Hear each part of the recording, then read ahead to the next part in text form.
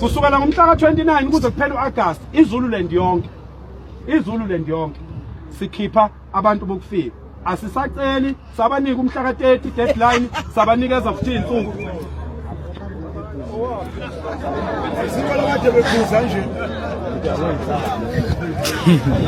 Lo muntu bathi kuthiwa uphakela umthakathi wakhona useduze kushoda kancane ukuthi so ashona uzoshona lo muntu manje uzoshona ngiyanitshela uzofa lo muntu lo uzofa angidlali uzofa lo muntu uzofa serious nasi noma ngafi manje kusasa orani mara uzoshona lo muntu bazombulala lo muntu angeke abulawa ngini mara lo muntu uzofa lento ayenzayo ayikho emthethweni noma ningathini lento ayenza ayikho le okay manje eKZN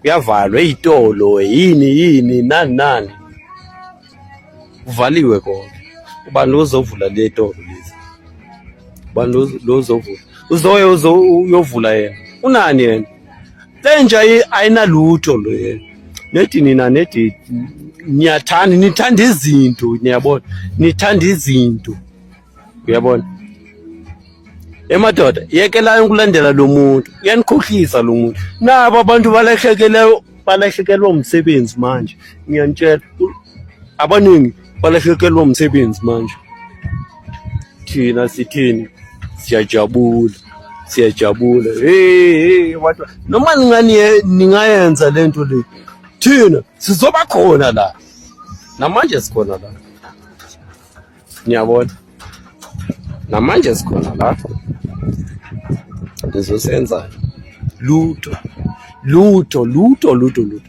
mina noma ninganifuna kanjani nifuna ukungibulala or ninivale funani ilocation yami ngizonikeza ilocation yami anginandaba nawe uphakela umthakathi wena uyinja noma singabaso mina nawe angikusavi noma singabaso mina nawe wena awusiyinkunzi next inkunzi uyazi inkunzi wena ukuthi yini wena makuthiwa inkunzi wena nyoko wena awusinext nangifuna wena la sibe two so face to face sibona ukuthi inkunzi ubani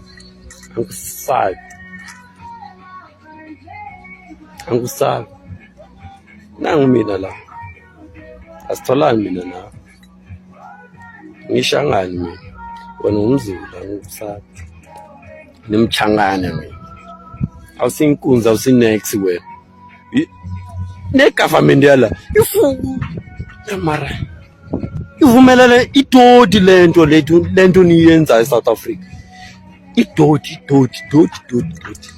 phumani kwanye amakhandla nibone ukuthi hey kwenzakalani yebo siyavuma kulawanye amakhandla ne akafana la eSouth Africa ngoba vele niyazi kwanye amakhandla ukuthi kunjani mara lana hawo iyo lento le nilwela yona nilwela lento le bhekani iyo leya nisaphethe ukudlala ni sithi udeadline umhla ka-4 November lona ukhetho ukuze abantu bezosilalela sibatshele ngokhetho sobe simashi iSouth Africa yonke uma kuze kushaya umhla ka-30 amakwerekwere engaphumile kuleli zwe ngomhla ka-4 November siyobe simashiswe lonke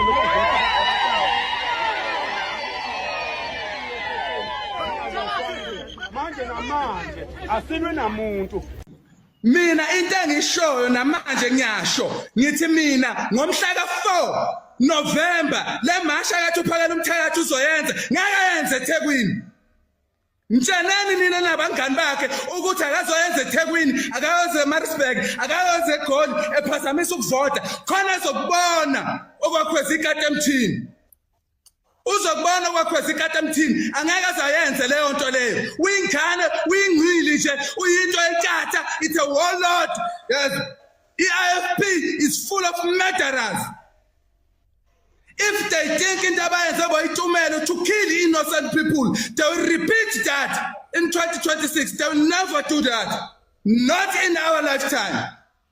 Not in our lifetime. There is nothing ezokwenzeka ozothi ufuna ukuyobhikisha ngomhla ka-4 November efuna ukuvimba abantu ukuthi bangayovota will meet us on the ground. Uyomasha khona siyavota thina ngomhla ka-4 sifuna ukhipha i-ANC sifuna ukhipha i-DA emandleni. Ngeke sakwenze lokho masifuna ukuyomasha uphakela umthakathi must go to kaNongoma must go to Olundi must go to eJozini must go oPhongolo not lapho esidominator khona sizomshaya thina literally ngadlalisha thina inkatha since 1994 yayingafuni ukuyovota yayithini aqhubeka uhulumeni wakaZulu izinja yayingafuni isivota zifuna siqhubeke siphathwa amabhulu njengamanje futhi again basebenzisa uphakela umthakathi umsunu wentsha ukuthi ayophazamisa ukuvota kuthi iDA nenkatha izoqhubeka ivote iphathe udinga ukushaya abantu base South Africa ke manje uphakela umthakathi usenyathela amasimbi engane abafana yasinukela unyathela amasimbi engane yasinukela udakwe imitya udakwe ifemu ifemu is a drug. If you don't know, ifem is a drug. Once ifem got into your head, you will not function normal. What is happening now? Uphakela umthakathi is psychologically disturbed. Uyahluleka ukuabsorb ifemu imdakiwe that's why esethi akuphazanyiswe ukuvota mayizothi akuphazanyiswe ukuvota will not go to kaNongoma uphakela umthakathi will not go to Olundi but will go to eThekwini or will go to Pietermaritzburg or Newcastle why IFP is not dominating. That's why I'm calling upon all MK members ukuthi in case uphakela umthakathi is planning a march ngomhla ka-4 we must go and attack uphakela umthakathi. We must go and attack uphakela umthakathi in numbers. Yewena msunu kayihlo nokudubula inhloko apha eCrefondini Mnqundu. Mina ukuzula zulu ujongana nematch apha nesimoshela ibhizinesi yethu mani namsunu kanyoko. Itaxi zethu azilatshi kahle ngoku ibhizinesi zethu zimoshakele ngoku. Iflats zethu abantu bayaphuma ngoku. Ngenxa yakho msunu. Sifuna udubula nina abantu abasona kube phambili nina bemosha benza le kaka niyenzayo man. Kanyekele kaka niyenzayo man. Kaniyekele kaka niyenzayo. Sanwonisha kahle ngoku. Ekugqibeleni ladibana nembumbulu qha. Yasinyela man. Yasinika iimillions zethu apha sinantsika siqashisa ngazo abantu bokufika iflats. Imali zethu sizikhuphayo. Itaxi zethu zihamba azilatshi ngenxa yenu umnqundu etoyitoyi. Msunu kanyoko wena kwedini. Abantu abaninzi baye semsebenzini ngoba busy bayasebenza. Ngoba bazobusona kwabelana bobhanqa benu.